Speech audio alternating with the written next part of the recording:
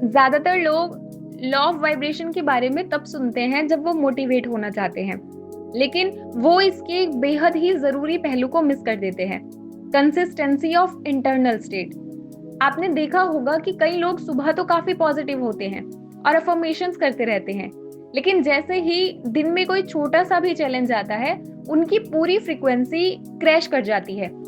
यही वो जगह है जहां मैनिफेस्टेशन और रियलिटी के बीच का ब्रिज टूट जाता है। जब तक आप अपनी इमोशनल बेसलाइन को स्टेबलाइज नहीं करते, तब तक आप सिर्फ टेम्परेरी वाइब्रेशन के साथ खेल रहे होते हैं, जिसका असर आपकी लाइफ में कोई परमानेंट बदलाव नहीं ला पाता।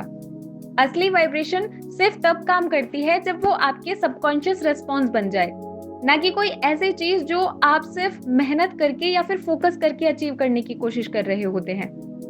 हम अक्सर बड़ी चीजों के बारे में सोचते रहते हैं, जैसे कि करियर गोल, कोई बड़ा सा घर या फिर कोई बहुत बड़ी सी अपॉर्चुनिटी, लेकिन हम उन माइक्रो हैबिट्स को इग्नोर कर देते हैं जो हर मिनट हमारी एनर्जी ड्रेन कर रही होती है।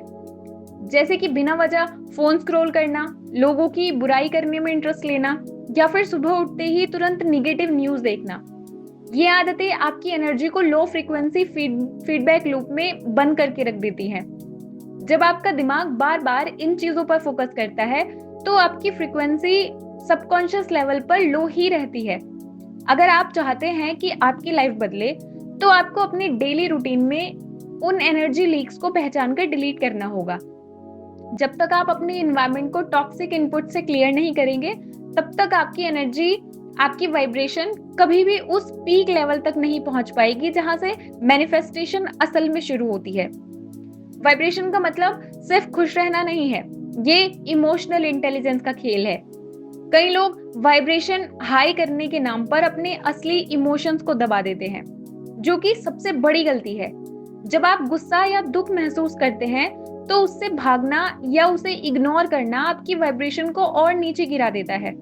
असली हाई वाइब्रेशन तब आती है जब आप अपने इमोशंस को प्रोसेस करना सीख लेते हैं, जब आप अपने डर या चिंता को एक्सेप्ट करके उसे समझकर रिलीज करते हैं, तब आपका सिस्टम क्लियर हो जाता है। एक क्लियर सिस्टम ही यूनिवर्स के सिग्नल्स को सही तरीके से रिसीव कर सकता है। इसलिए हाई फ्रीक्वेंसी का मतलब पॉजिटिविटी का दिखावा नहीं, बल्कि अपने अंदर के इमोशनल क्लटर को साफ करके एक स्टेबल स्टेट में रहना है। साइंस कहती है कि ऑब्जर्वेशन रियलिटी को अफेक्ट करती है, और यही लॉ ऑफ वाइब्रेशन का कोर भी है। पर सवाल ये है कि आप क्या ऑब्जर्व कर रहे हैं। अगर आप अपने प्रॉब्लम्स को ऑब्जर्व कर रहे हैं, तो आप अपने प्रॉब्लम्स को ही और ज्यादा फ्यूल कर रहे होते हैं, उन्हीं को आप हवा दे रहे होते हैं। पर अगर आप सॉल्यूशंस की फील को ऑब्जर्व कर रहे हैं, तो आप अपनी फ्रीक्वेंसी जनरेट कर रहे हैं। ये फिजिक्स का एक सिंपल सा रूल है, जिस चीज पर आप फोकस डालते हैं वो एनर्जी से भर जाती है।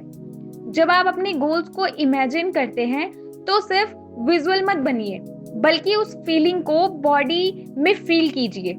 ये इम्बॉडीड फीलिंग ही यूनिवर्स को आपका रियल सिग्नल देगी। जब आपका बॉडी और माइंड एक ही डायरेक्शन में फील करने लगते हैं, तब रियलिटी के रूल्स आपके फेवर में काम करना शुरू कर देते हैं। अगर आपको लग रहा है कि आपकी लाइफ स्टेगनेंट है, तो इसका एक ही मतलब है, आप एक फिक्स्ड वाइब्रेशन में फंस गए हैं।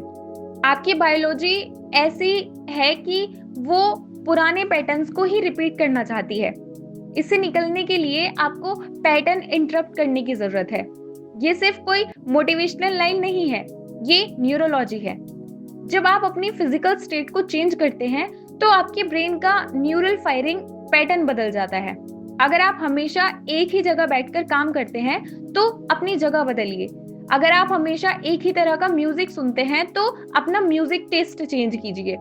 ये छोटे छोटे बदलाव आपके ब्रेन को बताते हैं कि कुछ नया होने वाला है, और वही नया थॉट आपकी फ्रीक्वेंसी को हाई वाइब्रेशन की तरफ लेकर जाता है। सबसे बड़ा ब्लॉक जिसे लोग फेस करते हैं वो है डेस्परेशन। जब आप किसी चीज को पाने के लिए बहुत ज्यादा बेचैन हो जाते हैं, डेस्परेट हो जाते हैं, तो आप यूनिवर्स को कमी यानी कि लैक का सिग्नल भेज रहे होते हैं। डेस्परेशन एक लो फ्रीक्वेंसी इमोशन है जो हर अच्छी चीज को आपसे दूर धकेलती रहती है। लॉ ऑफ वाइब्रेशन तभी काम करता है जब आप डिटैचमेंट की स्टेट में होते हैं, यानी आपको पता है कि वो चीज आपको मिल जाएगी। इसलिए आप में कोई चिंता या फिर जल्दबाजी नहीं है। ये क्वाइट कॉन्फिडेंस ही वो हाई फ्रीक्वेंसी है जो मैनिफेस्टेशन को फास्ट करती है। जब आप छोड़ देते हैं, लेट गो करना सीख जाते हैं, तब आप यूनिवर्स को जगह देते हैं कि वो आपकी लाइफ में पॉसिबिलिटीज को लेकर आए। डेस्परेशन से नहीं, बल्कि ट्रस्ट और रिलैक्सेशन से रिजल्ट जल्दी अट्रैक्ट होते हैं। क्या आपने कभी नोटिस किया है कि कुछ लोगों के साथ बैठकर आपको बहुत थकान, बहुत ज्यादा ड्रेन्ड फील होती है, बहुत ज्यादा ऐसा लगता है कि वो आपकी पूरी की पूरी एनर्जी खराब कर रहे होते हैं। ये कोई कोइंसिडेंस नहीं है। People are vibrations. जब आप ऐसे लोगों के बीच रहते हैं जो निगेटिविटी, गॉसिप या कंप्लेनिंग में रहते हैं, तो आपकी फ्रीक्वेंसी ऑटोमेटिकली उनके साथ सिंक हो जाती है। ये एंटरटेनिंग का प्रोसेस है। अगर आप अपनी वाइब्रेशन को हाई लेवल पर मेंटेन करना चाहते हैं, तो आपको अपने सोशल एनवायरनमेंट का ऑडिट करना होगा। इसका मतलब ये नहीं है कि आप सबको छोड़ दें, बल्कि ये है कि आप उन लोगों से कितनी एनर्जी शेयर करते हैं, इस पर बाउंड्री सेट करें। आपका एनवायरनमेंट आपकी वाइब्रेशन का मिरर है। इसलिए अगर आप अपनी लाइफ बदलना चाहते हैं, तो आप अपने सराउंडिंग्स को अपग्रेड करना भी सीखना होगा। वाइब्रेशंस कोई वीकेंड एक्टिविटी नहीं है, ये हर घंटे की प्रैक्टिस है, एक फीलिंग है। अपने दिन को ऐसे स्ट्रक्चर करें कि हर एक्टिविटी आपकी फ्रीक्वेंसी को ऊपर उठाए। सुबह उठते ही ग्रेटिट्यूड से शुरुआत करना सिर्फ एक रूल नहीं है, ये सिर्फ एक लाइन नहीं है, बात नहीं है मोटिवेशनल, बल्कि अपने माइंड को सेट करना है।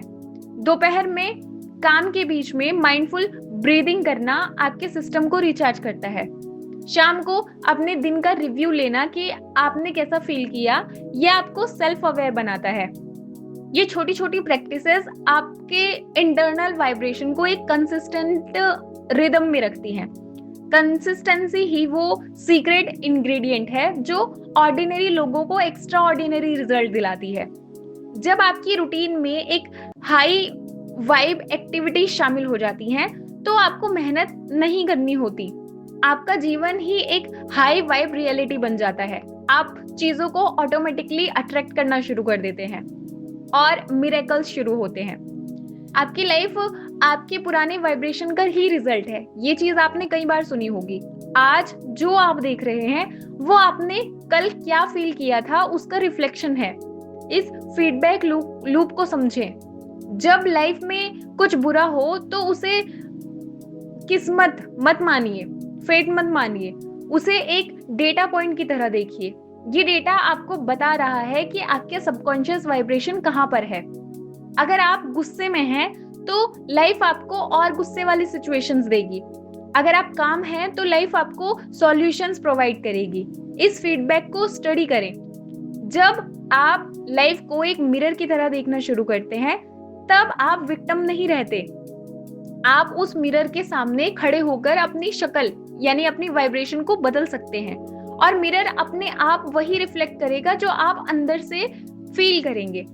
सो एट द लास्ट मैं बस इतना कहूंगी, वाइब्रेशन को समझना एक जर्नी है, कोई डेस्टिनेशन नहीं। हर दिन आपके पास अपॉर्चुनिटी होती है कि आप नई फ्रीक्वेंसी चूज करें। लाइफ कोई फिक्स्ड प्रोग्रामिंग नहीं है कि जिसे आप बदल नहीं सकते। आपके पास वो पावर है जिससे आप अपनी रियलिटी को रीडिजाइन कर सकते हैं। बस इतना याद रखिए, आपके एक्शंस आपके थॉट्स और फीलिंग्स का एक्सटेंशन होने चाहिए। जब आप और आपके एक्शंस अलाइन होते हैं, तब मिरेकल्स होते हैं। ये कोई जादू नहीं है, ये नॉर्मल फिजिक्स है। आज से हर उस चीज को छोड़ दीजिए जो आपकी फ्रीक्वेंसी को डाउन करती है, और पूरी शिद्दत से उस फ्रीक्वेंसी को जिए जिसे आप अट्रैक्ट करना चाहते हैं, क्योंकि आप वही अट्रैक्ट करते हैं जो आप हैं, ना कि वो जो आप बनना चाहते हैं।